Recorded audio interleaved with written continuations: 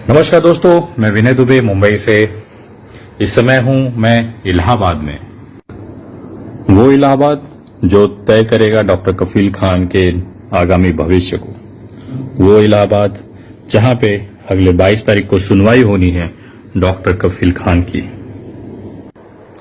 आज का वीडियो बहुत सारे लोगों को बुरा लगेगा, मिर्ची के जैसा लगेगा।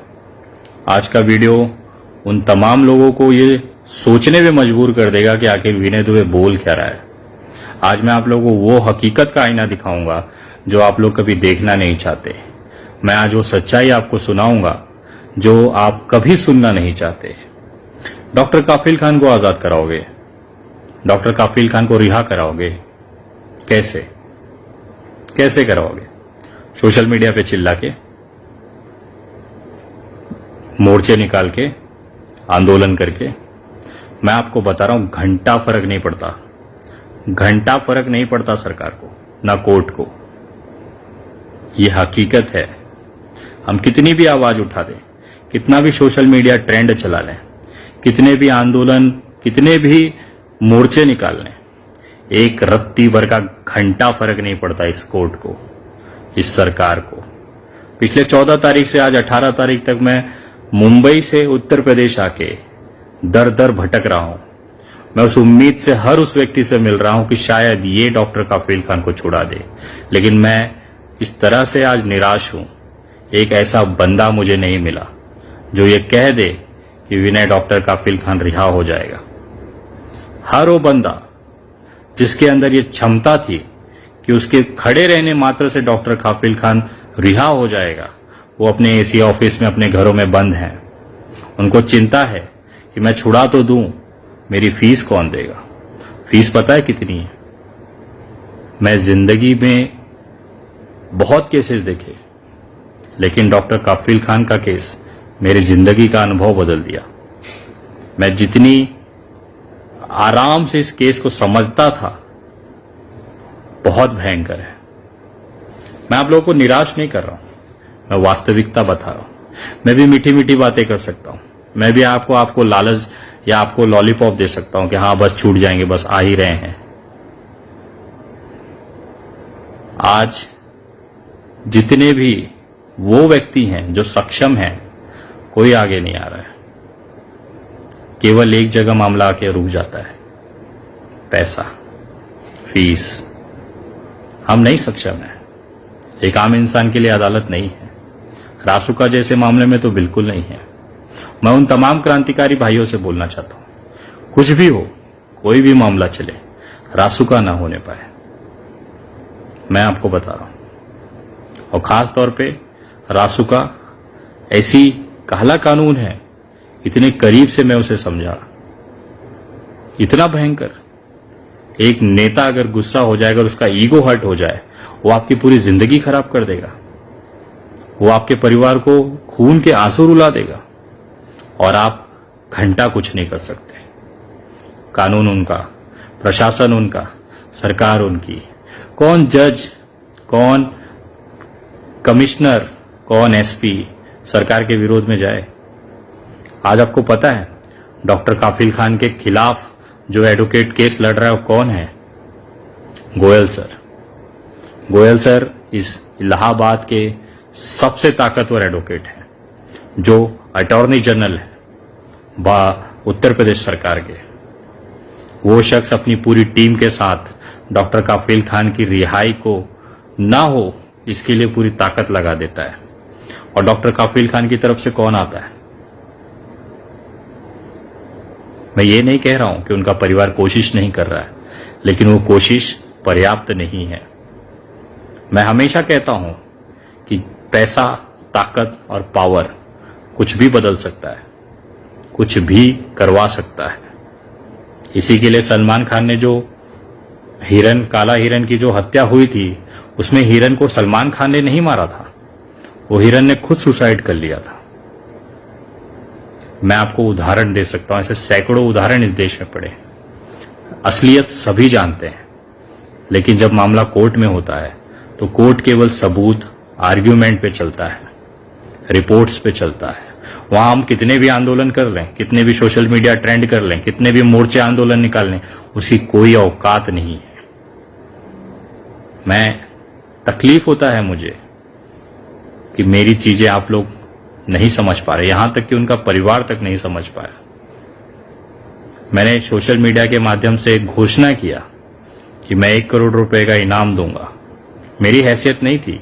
मैंने कहा था कि मैं लोगों से मांग के रास्ते पे खड़े हो के 1-1 रुपया जमा करके मैं इस एडवोकेट्स को या जो भी व्यक्ति डॉक्टर कफील खान को छुड़ाएगा उसे 1 करोड़ की राशि दूंगा। उसके बाद बहुत सारे लोग आगे आ जाते हैं अचानक से, बहुत सारी एक्टिविटी बढ़ जाती है, बहुत सारे एडवोकेट्स अपना सोशल मीडिया पोस्ट करते हैं कि मैं केस लड़ना चाहता हूं, आप 1 करोड़ मत दीजिए, 20 लाख दे दीजिए। मैं 20 नहीं 25 लाख देने को तैयार हूं।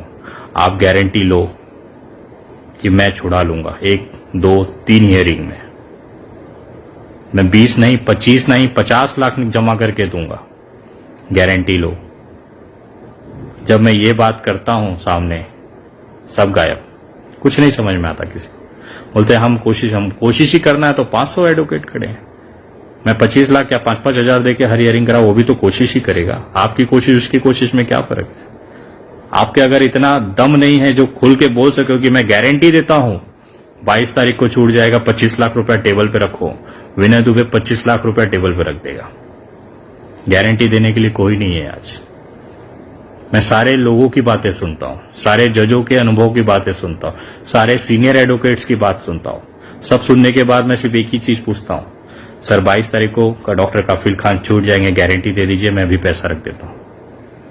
वो कहते हैं हम कोशिश करेंगे। कोई गारंटी नहीं ले सकता। इस दुनिया की इस धरती पे, इस भारत के संविधान में यही तो खूबसूरती है। सब अनिश्चित है, होगा नहीं होगा नहीं पता, कीमत आप चाहे कितनी खर्ची कर लो। और डॉक्टर कफील का केस में सबसे बड़ी जो दुर्भाग्य है कि सही एडवोकेट, सही गाइडलाइन, सही लीगल रेमेडीज इनके लिए नहीं हो पा रही है। लेकिन मैं हारने वाला नहीं हूं। मैंने कुछ ऐसी व्यवस्थाएं की हैं, मुझे पता है जब सीधे हाथ से काम ना हो तो गलत रास्ता ही सही होता है। तो अब मैं वो हर रास्ता इस्तेमाल कर रहा हूं जहां से डॉक्टर कफील खान रिहा हो जाए। मुझे देखना है इस कानून के अंदर हमारे जैसे लोगों की क्या भूमिका होती है, इस अदालतों में हम जैसे लोग कितने सक्सेस हो पाते हैं, मैं देखना चाहता हूं। और ये केस एक प्रयोग हो गया है इस पूरे भारत के लिए। प्रयोग आपके लिए हो गया है कि आप रास्तों पे चिल्ला रहे हैं, मोर्चे निकाल रहे हैं, सोशल मीडिया पे बातें लिख रहे हैं, आपके मन के अंदर गुस्सा है। ये प्रयोग हो गया है सरकार के लिए। वो देखना चाहती है कि एक आम इंसान कितना चिल्ला सकता है, कितना भौंक सकता है, कितना आंदोलन कर सकता है।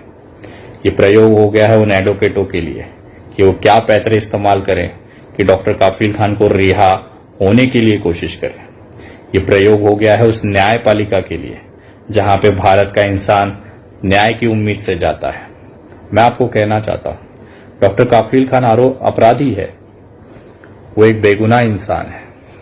अरे वो डॉक्टर है, उसका क्राइम से कहीं दूर दूर तक का लेना नहीं। उसके ऊपर रासुका जैसी धाराएं लगी हैं और देश में एक से एक गैंगस्टर बैठे हुए हैं जो विधायक और सांसद बन चुके हैं।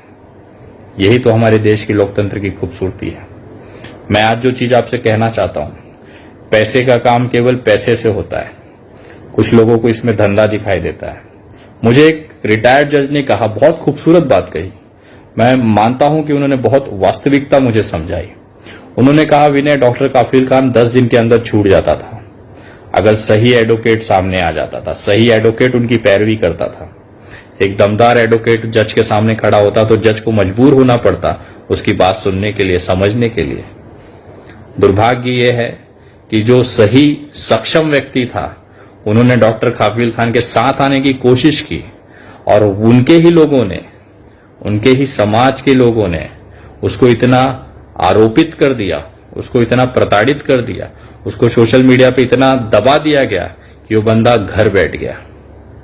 ऐसे बहुत सारे लोग शुरुआत में जब डॉक्टर कफील खान पे रासुका लगी थी, बहुत सारे सक्षम लोग सामने आए थे, लेकिन इनके ही सोशल मीडिया पे कुछ मुस्लिम समाज के लड़के, कुछ ट्रोलर्स उनको ट्रोल कर देते हैं, और वो बेचारा बोलता है भाड़ में जाए दुनिया, हमको क्या करना, मैं बदनाम नहीं हो सकता किसी के लिए, रहे जेल में हमें कोई फर्क नहीं पड़ता, मैं घर पे सुरक्षित हूं, मुझे नहीं पढ़ना ये सब में।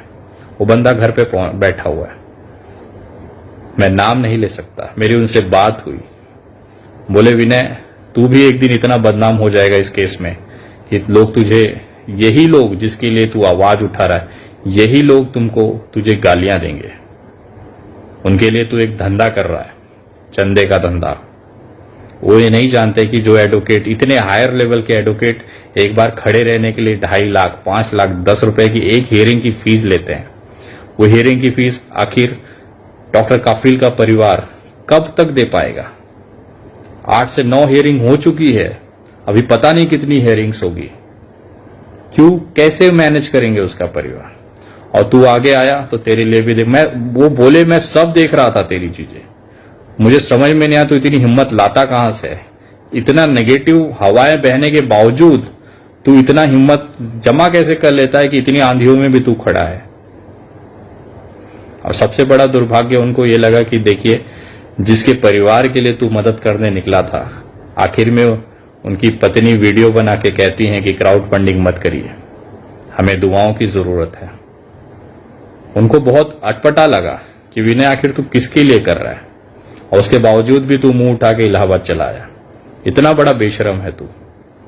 अगर तेरी जगह कोई और होता तो बैठा होता घर पे कि भाड़ में जाए, अपने को क्या करना है, जिसका है वो देख लेगा।